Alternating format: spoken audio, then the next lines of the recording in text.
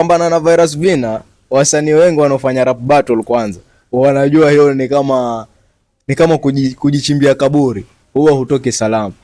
Unajua hakuna mwenye aliingia kwenye yale mashindano akitarajia kushindwa. Huwa tunapitia wakati mgumu sana, unaweza jipata unapiga show lakini ukasikia kwenda. Kila mtu aliona, ushaona? Kila mtu aliona. Gari ilifaa kwenda na makoroma. Kilifi Rising Star ndio ilinipatia hiyo chance, kwa sababu nisingeingia kwenye Kilifi Rising Star nisingeonekana na nisingepata nafasi poa kama hiyo.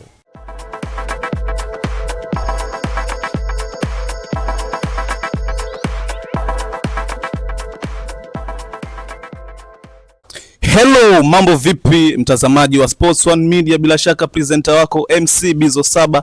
Bana, leo ikiwa ni weekend burudani, tuko na mengi ambayo tumeweza kukuandalia na tutakuwa tunakujuza ni yapi. Lakini sasa hivi mazingira hapa kama unavyoyaona, tuko ndani ya Rigalo Guest and restaurant, mahali pazuri kabisa ambapo unaweza ukaja na familia yako, mkaja mkajienjoy, mkala vyakula vipo vya hali ya juu kabisa, vile mazingira ya kulala na kupumzika pia yapo hapa. Bana, kama huja subscribe kwenye channel yetu ya YouTube, ni muda sasa, usichelewe, fika pale Sports One Media, subscribe, nenda TikTok Sports One Media, nenda ukafollow pale. Zipo interview ambazo tayari tumeweza kuzifanya na wasanii kadha wa kadha, yupo Susumila pale, wapo wasanii kibeo ambao tumeweza kupiga nao story. Na sasa hivi jamani, nipo na guest bonge moja la star ambaye pia ameweza kufanya maajabu pale kwenye Kilifi Rising Stars.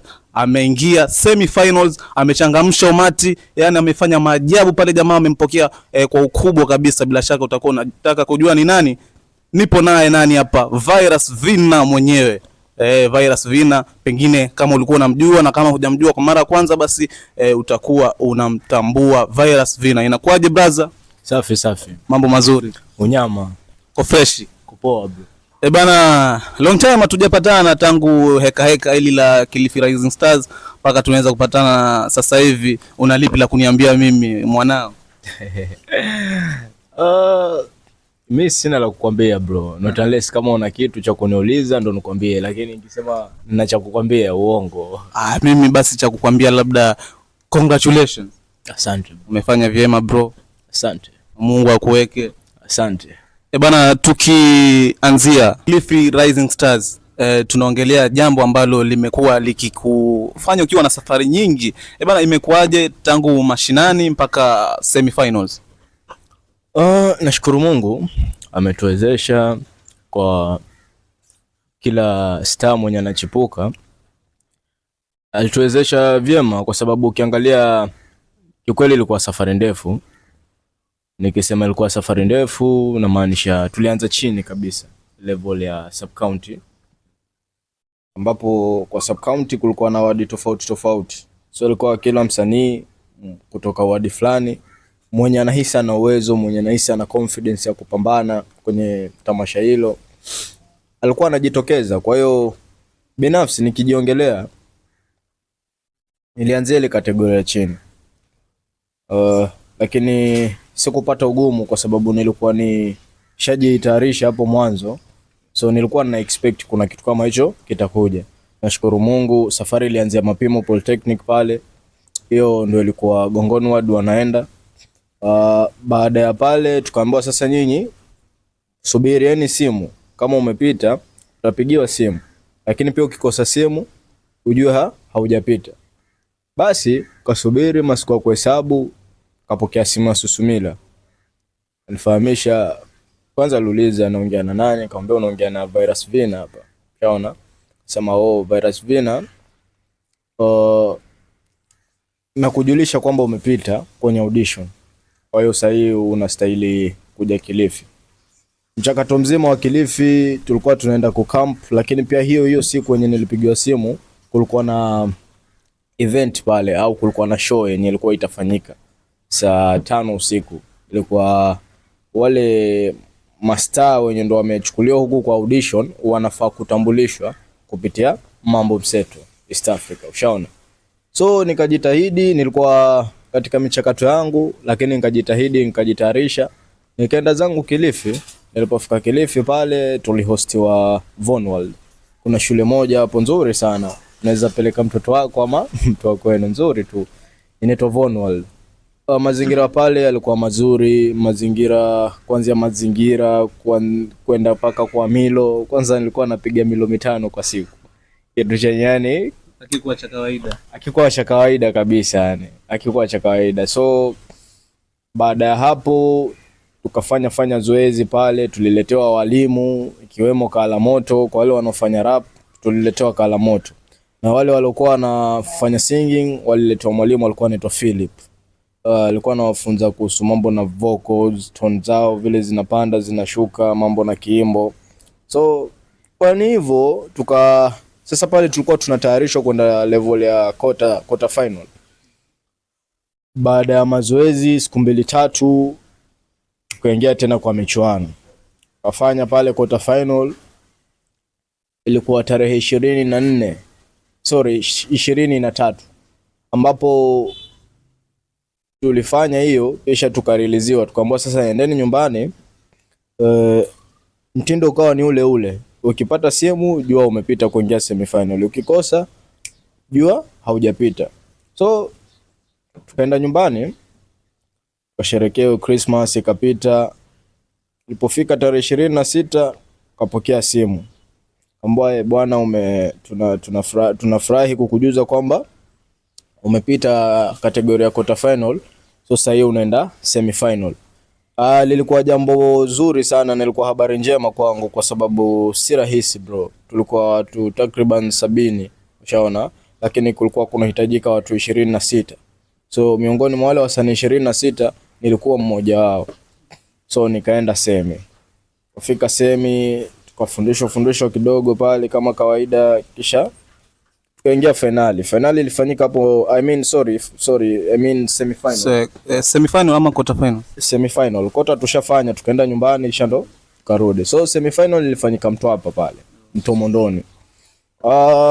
Kitu chenye naweza ongelea kuhusu hiyo semifinal, ilikuwa kitu chengine kizuri. Mwenye alileta hiyo idea, alileta idea nyingine nzuri kwa sababu ilikuwa ni kama show yani.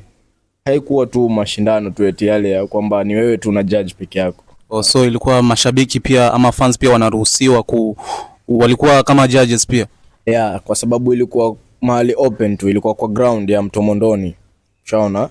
So kulitayarishwa stage, na wale wasanii 26 wakapewa zile namba, zile participant number, kuonyesha namba ngapi. Mimi nilikuwa namba 2 hiyo siku.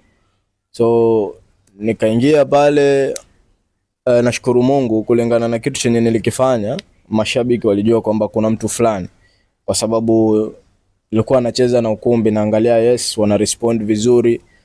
Hakukuwa na zile kejeli, wajua wao tunapitia wakati mgumu sana. Unaweza jipata unapiga show lakini ukasikia kwenda na ufai haujui. Haujui. So hakukuwa na hizo. Yani jamaa mzuka, ushaona? Yani ile ilinitia moyo sana kiasi cha kwamba niliposhuka pale stage tu, almost kila mtu wale wenye nilikuwa nashindana nao, kila mtu alikuwa ananiambia bro, tunakusubiri final. Umetisha unyama. Nashukuru Mungu pia nilipata baadhi ya mafan pale sababu niliposhuka stage tu, kuna baadhi ya watu walinifuata wakaniambia tusaidie na majina yako, user nini, tukufollow ili tuweze kukupatia support pale tunapoweza. Ushaona? Mimi nikaona hii ni kitu kikubwa sana. Jambo kubwa, jambo zuri. Ni jambo zuri kwa sababu kila siku kama wewe kama msanii, kitu chenye unafaa kuwa nacho ama kujivunia ni kuongeza mashabiki. Ukishaongeza shabiki basi unafaa kushukuru sana kwa sababu si kitu rahisi. Ina motivate. So tukamaliza hapo semifinal, tukarudi tena camp sasa. Karudi camp pale. Camp tulikuwa sasa tunangoja majibu ya vile kumeenda semifinal. Nilipigwa na butwa kwa sababu walisoma watu pale, walisoma wale 10 bora waliopita, lakini kwa bahati mbaya sikuwa. Sasa umefanya show, umeenda camp, umesubiria matokeo, mmeitwa hapo kwenye huo mkao, wamesomwa ambao wataingia finals, wewe jina lako halipo. Reactions zilikuwa zipi pale baada ya kuona kama haupo na ulikuwa unatarajia kutokana na mapokezi ya mashabiki pamoja na judges, ulikuwa unajua moja kwa moja unakwenda kupita, alafu ndo hivyo sasa jina lako halikutokea pale? Reactions zako zilikuwa zipi ama ulipokeaje swala hilo? Obvious, mimi ni mwanadamu bro. Tukiachia mbali kwamba mimi ni virus V na mimi bado ni mwanadamu, ushaona. So kuna ile, unajua hakuna mwenye aliingia kwenye yale mashindano akitarajia kushindwa. Hususan mimi ni mtu mwenye ninajiamini sana. Najiamini kiasi cha kwamba nilikuwa najua mimi naja nyumbani na gari, ushaona. So nilipopata jina langu alipo pale, wale miongoni mwa wale 10 bora au 11 walioenda finali, nililipokeani na hisia nyingi yani za huzuni, kwa sababu si kitu chenye nilikuwa natarajia, lakini mwisho wa siku yote 9-10 ni nafaa kukubali matokeo. So nikakubali matokeo, kwa sababu hata nikikataa hakuna vile hisia zangu zinaweza zikabadilisha. Nikakubali matokeo na nikaendelea kuwapatia support, kwa sababu kuna baadhi ya wenzangu wenye walikuwa wamebaki, na nashukuru Mungu niliowapa support walishinda. Na ilikuchukua muda gani baada ya kwamba haukuingia finals? Ilichukua muda gani wewe kurudi nyumbani, ama ulibaki huko mpaka finals zikafanyika? Tulikuwa tumepewa nafasi, umeambiwa kama unajisikia unaweza baki mpaka siku ya final, lakini kusema kweli kiupande wangu mimi niliamua tu kurudi nyumbani the very day niligundua kwamba sipo kwenye final, kwa sababu kiachilia mbali na usanii au na hilo tamasha la Kilifi Rising Star, mimi nina majukumu, ushaona. Alafu pale ni mahali kwenye tulikuwa tunatreatwa poa sana, lakini hakukuwa na mambo na allowance nini, ushaona. Sasa sisi ni watu wazima, huwezi ukatuweka mahali bila kitu alafu tuendelee kubaki pale, na hiyo time labda wakati wako wa kukaa pale ama kile kitu chenye kimekupeleka pale wakati huo kimeisha. Ukikaa pale basi not unless wewe uko na kitu chenye umetegemea. So ili nibidi nifunge safari ya kuja nyumbani ili niweke sawa baadhi ya mambo huko. Okay. Umerudi nyumbani sasa. Bila shaka kuna watu walikuwa wanakutazama kwenye TV, kwenye simu, mitandao nini, wamekuja kujua kwamba Virus V naye hajatimba finali bana. Jamii ilipokea vipi swala hilo ulipokuja, labda reaction, mashabiki, watu wako wa karibu baada ya kujua kwamba haukuweza kufika finali? Kuwaje hapo? Nashukuru sana Mungu kwa sababu niko na mashabiki wengine supportive sana. Yes, cha kwamba hawakuongea maneno mengi. Wao walisema tu kitu chenye sisi tunajua, star wetu ni wewe, ushaona. Wala haitushtui kuona haujaingia kwenye finali, kwa sababu show ulio perform semi final tuliona iko mitandaoni, na kiupande wetu binafsi hatukuona sababu yoyote ya kwamba wewe usiingie final. So wewe kwetu bado ni mshindi. Labda wao majaji walikuwa na vigezo vyao maalum walivyokuwa wanaangalia, lakini kwenye maisha ya kiuhalisia ya usanii una kila kitu, na ulikuwa kwanza unafaa kuingia final. Na siku ingia final tu kulingana na ule uwezo wenye ulionyesha semi final, ulikuwa unafaa pia kuja nyumbani na gari. Kwa hiyo sisi hatukuwa disappointed. Wewe endelea tu kufanya kazi. Na labda ulijua ni kigezo gani ambacho kilikuangusha? Binafsi mpaka sasa hivi sijajua. Nilitamani angalau jaji atokee tu mmoja alambie wewe ulikosea hapa na hapa na hapa, lakini hakuwahi kutokea kabisa. So binafsi sikujua. Okay, sasa ndugu yangu, haukuweza kufika finals. Ulianzia mashinani vizuri, hatua zote ukazifuata mpaka ukafika semi finals. Labda katika hicho kipindi hicho ni faida gani ambazo uliziona kwamba zimekufikia we moja kwa moja kutokana na hiyo hatua uliyopiga? Mimi naweza sema nilipata exposure, kwa sababu kuna baadhi ya video zangu mitandaoni zenye zilitumwa watu zilitumwa, na pia kulikuwa na caption kama huyu dogo alikuwa anafaa ingie final, ama huyu dogo alikuwa na vigezo, flow anayo, delivery anayo. So yani it's like watu walikuwa wanajaribu kutaka kujua huyu dogo mbona hakuingia kwenye final. So katika ile hali yao ya kutaka kujua, mimi nina imani kwamba ili jina langu lilisonga kidogo, kulijulikana kwamba kuna mtu fulani ana uwezo. Kwa hiyo nina imani kupitia zile video zenye zilipushiwa niliongeza mashabiki, ushaona. Lakini pia tukiondolea mbali nalo swala la mashabiki, mimi naona Kilifi Rising Star ndo kwanza ilikuwa kama a stepping stone, kwa sababu nikiangalia hapo mbele ama nikiangalia future yangu naona niko na miles nyingi sana za kwenda, kwa sababu tunavyozungumzia hivi sasa, jana nilikuwa Crack Sound pale, Crack Sound Record, nilikuwa na J Crack pale na producer Billy. So ilichonipeleka pale ilikuwa kuna project fulani yenye nafanya, lakini nimeshirikisha nguli msanii tajika wa hapa pwani, na si pwani tu bali Kenya nzima na pia East Africa, kwa sababu ni mtu mwenye ashatoka nje, ashafanya kazi na mataifa ya nje, so ni mtu tajika. So mimi nina imani Kilifi Rising Star ndo ilinipatia hiyo chance, kwa sababu nisingeingia kwenye Kilifi Rising Star nisingeonekana na nisingepata nafasi poa kama hiyo. Kwa hiyo ilininufaisha hata kama sikushinda hivyo vitu venye vilikuwa vimewekwa pale.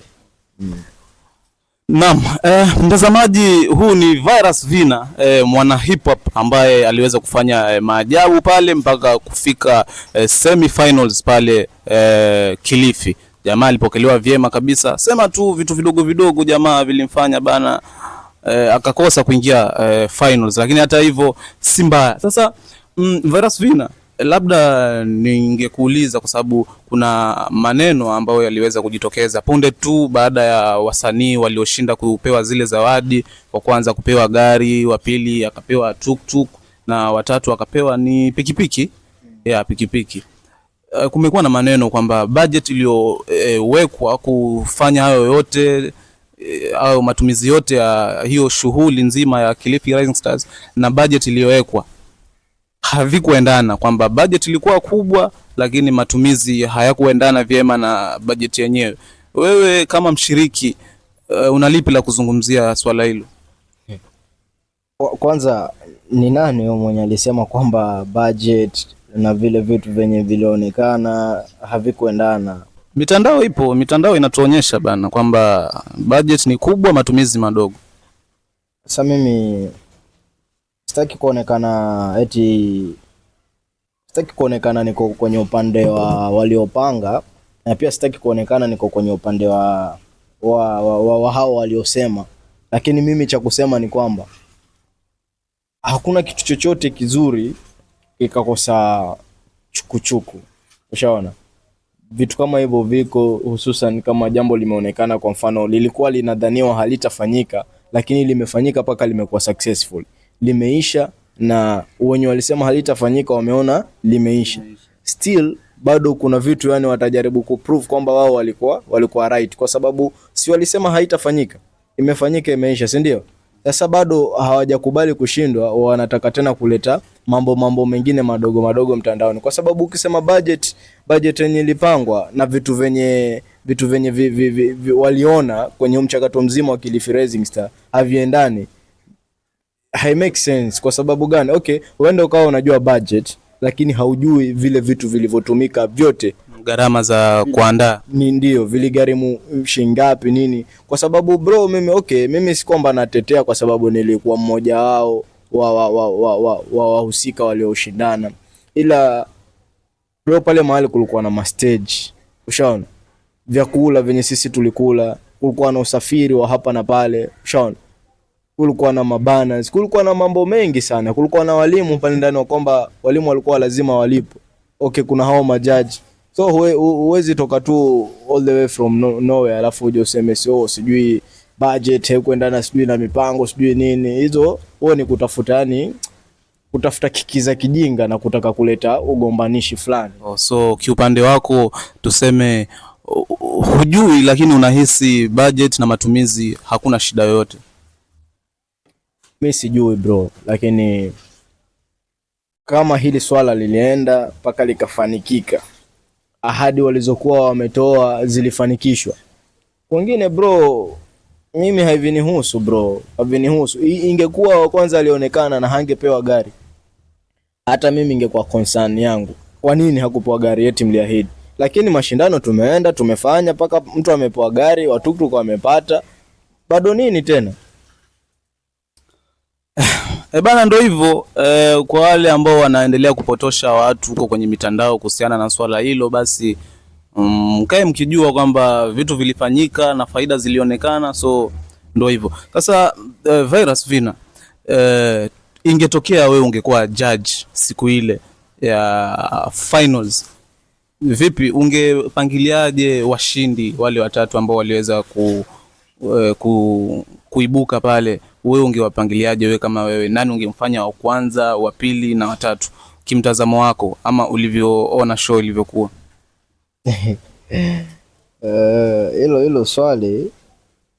Hilo swali inakaaje? Yani mimi natokea kwa jaji yani? Ni tuseme ni mfano tu. Wewe ulishuhudia mashindano, mapambano uliyaona? Uliona hata walipokuwa wakifanya mazoezi. Bila shaka kuna mtu ulikuwa unahisi kabisa, ningekuwa na uwezo, hii gari mimi ningempa mtu fulani, ama hii tuktuk ingeenda na mtu fulani. Wewe ungekuwa wewe hapo, ungelifanyaje? Bro, kila mtu aliona, ushaona, kila mtu aliona gari ilifaa kwenda na makoroma. Gari ilifaa kuenda na makoroma. Roho safi. Roho safi, kwa sababu kitu cha kwanza ilikuwa composition yake, yeye ndo amecompose hiyo kitu, ushaona. Kitu cha pili ni ngoma yenye na mafunzo, kwa sababu it's based on true story, ushaona. Ukiondolea na hiyo, ni ngoma yenye iko catchy sana, ina hisia, ushaona. Yote hayo tuyaondoe, tuzungumzie performance. Ili performiwa ile ngoma bro. Ili performiwa, na sio kwamba eti nasema kwa sababu makoroma ni mwanangu ama ni nini. No, ali deserve, kwa sababu yani ali deserve bro. Weka tu ukijua ali deserve. Nilikuwa karibu na mtu hapo, nilikuwa nachukua kamera hivi, nachukua video, lakini nilimuona anatoa machozi kwa sababu ile show yenye makoroma alikuwa anapiga, ushaona. So light ningekuwa judge. Na tuktuk ingeenda na nani?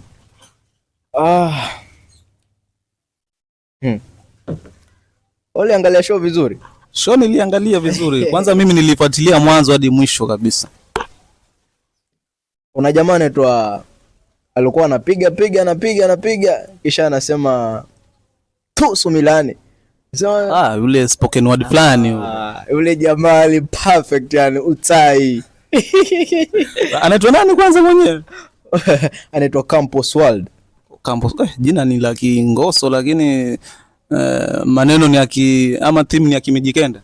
So unasema yule jamaa tuktuk angefaa kuchukua. Yule jamaa tuktuk angefaa kuchukua. Roho safi yani, roho safi. Lakini mimi nishatangulia kusema hapo. Okay, hii ni opinion, na sisemi kwa ubaya, wala sisemi ili kudhihaki mtu fulani wala nini. No, umeniuliza swali, mimi light ningekuwa judge. Light washachukua zawadi. So ni maoni tu.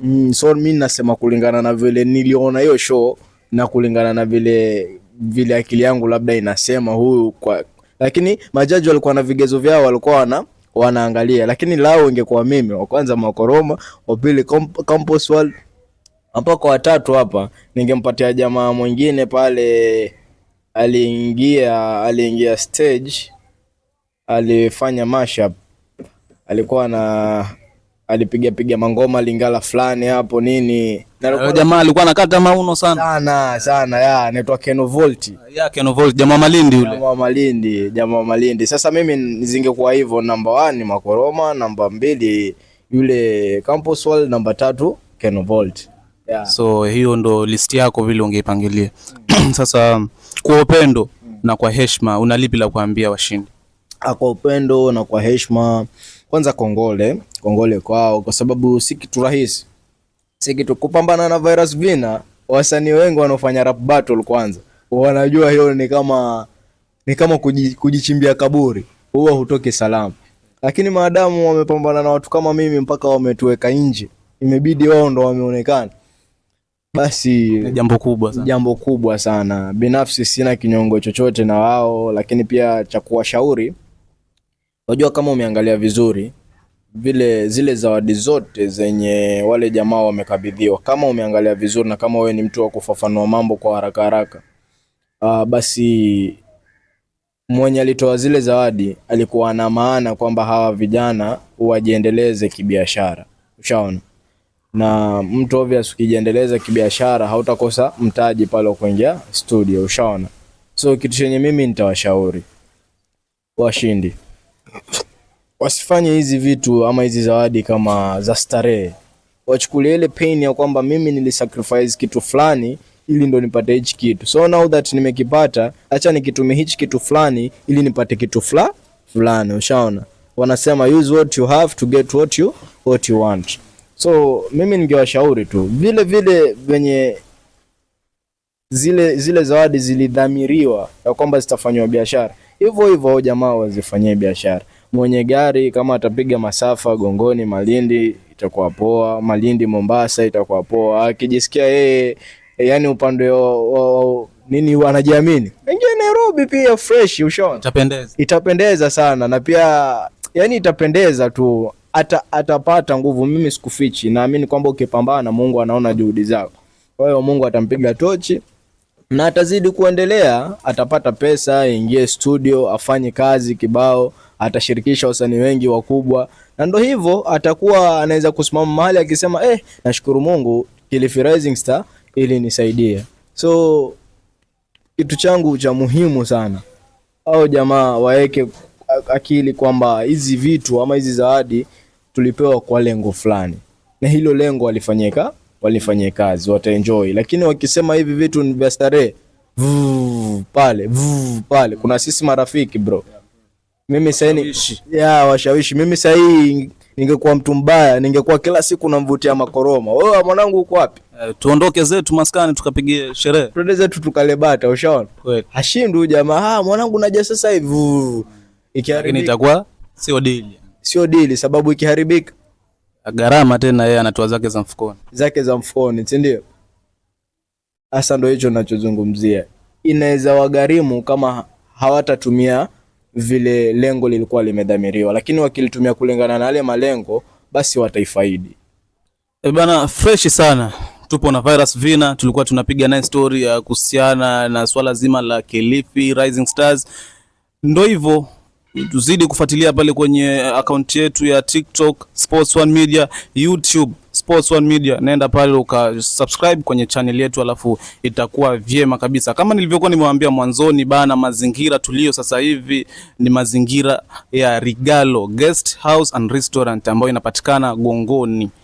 Gongoni karibia Watatu Conference hapo.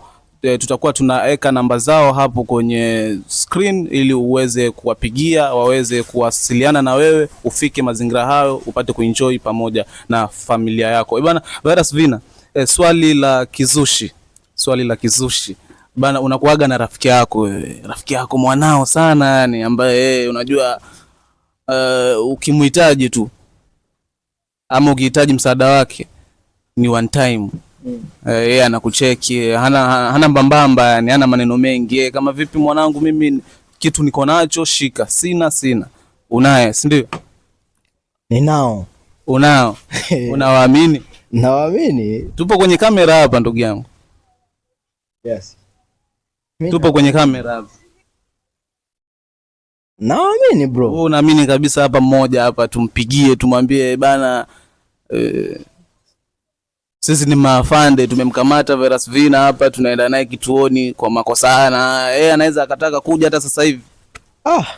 Yani wanakuja, si eti anaweza. Yani wanakuja hata tukapigia kama yani tukawapigia wote, yani wanakuja. Sasa hivi. Hebu pigia mmoja. Pigia mmoja umwambieje? Umwambie bana, mimi nilikuwa nipo zangu pita zangu hapa, lakini unakuaga na usafiri. Usafiri wangu hapa kidogo kaonekana haujakidhi vigezo vya kiserikali. Kwa hiyo jamaa wamenichukua, wameniambia twende tumalizane kituoni huko. Unaweza ukaja, unampigia mwamba, unamchapia. Mimi sidhani kama ina haja. Kwa nini? Kwa nini? Nitawatania leo alafu kesho nitapatwa na tatizo. Shaona? Alafu sasa nikiwapigia sio wasema mwanangu ushakuzoea wewe michongo yako hiyo. Hamna, si ni interview na wataiona, watajua tulikuwa tunafanya jambo. Alafu pia utakuwa umewapa shout out. Nataka nimpigie mbona. Umpigie. Sawa. Oe, anampigia best yake hapo, amwambie amekamatwa na askari. Pikipiki yake ilikuwa na shida, amekamatwa na askari, amepelekwa kituoni. Tuone marafiki wapo ama ni wakula bata tu. Acha tuone. Eka loud am. Eka loud kabisa. Mimi naweka mic yake.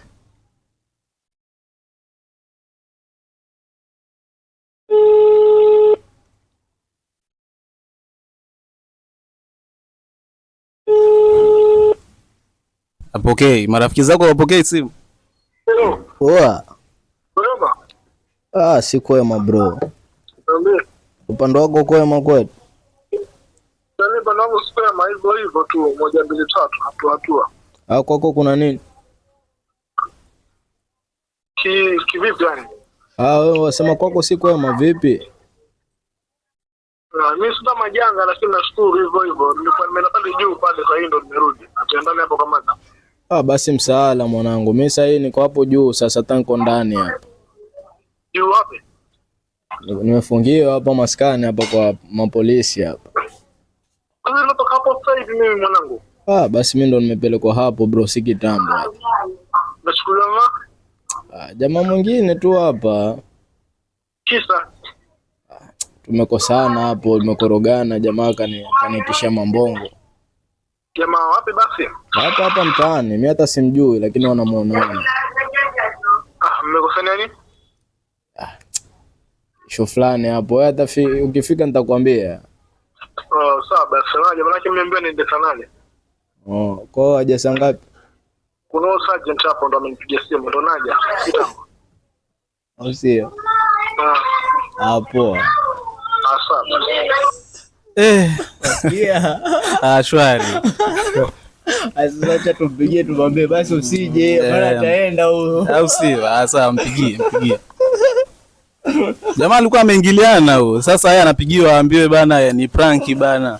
Lakini anyway, unajua ukiwa na marafiki design hiyo inakuwa ni fresh. Acha tusikie. Raza. Hizi ni uongo mwanangu.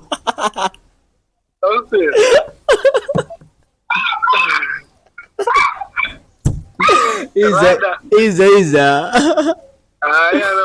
Poa. Niko hapa Regalo hapa lakini naja hivyo sikitambo. Poa. Okay, Virus Vina, tukimalizia ongea na mashabiki, waambie ngoma zako zinapatikana kwenye mitandao ipi ya kijamii waweze kukufuatilia pale, kukupa support, yani handle zako za mitandao. Mimi kila mahali, TikTok ukiingia, Instagram, YouTube, hata Facebook, ukisearch tu Virus Vina mimi naja, nadhani mnaniona sura yangu. Yaani ni mimi yani sibadiliki, hakuna mahali nimeweka filter nini, ushaona? So ni mimi. So ukiingia kwenye mitandao hiyo niliyotaja, TikTok, Instagram, Facebook, I think ni hiyo, utanipata kwa jina la Virus Vina. Sana mimi ningependa mnipe support pale YouTube kwa sababu huko ndo sana huwa naweka vitu vyangu ama kazi zangu. Na hivi karibuni sitataka kuambia ni lini, lakini hivi karibuni project tayari ishaanza kufanywa na bado tu vitu fulani tuviweke sawa. Hivi karibuni kuna ngoma hapo, ngoma kubwa tu inaenda kwa jina ya New Era, ushaona? New Era nimefanya mimi Virus Vina featuring somebody. So hiyo ni surprise sasa. Hiyo ni surprise. Sitataka kuisema sasa hivi. Lakini kama wewe ni shabiki yangu au hata kama wewe unajisikia unisupport, basi fika pale kwenye channel yangu ya YouTube, subscribe Virus Vina, ushaona? Subscribe hapo, tegea hiyo kazi. Siwezi nikakudisappoint. Bana, ndo mwaka tumeanza sasa hivi.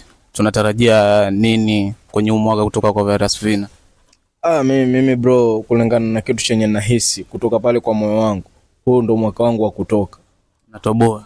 Huu mwaka ni wangu. Lazima utoboe tundu. Yani ni lazima. Nimechoka bro maisha ya mtaani. Bana, fresh behind the camera pale muite Super Michael Katsereski kuhakikisha kwamba vitu vinatoka vizuri kabisa kwa ajili yako wewe shabiki yetu, wewe mtazamaji.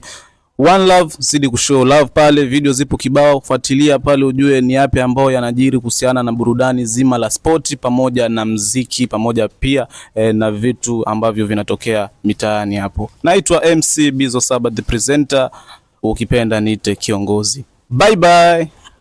Kupambana na virus vina, wasanii wengi wanaofanya rap battle kwanza wanajua hiyo ni kama kujichimbia kaburi, huwa hutoki salama. Naweza sema nilipata exposure bro, kila mtu aliona, ushaona, kila mtu aliona gari ilifaa kwenda na makoroma.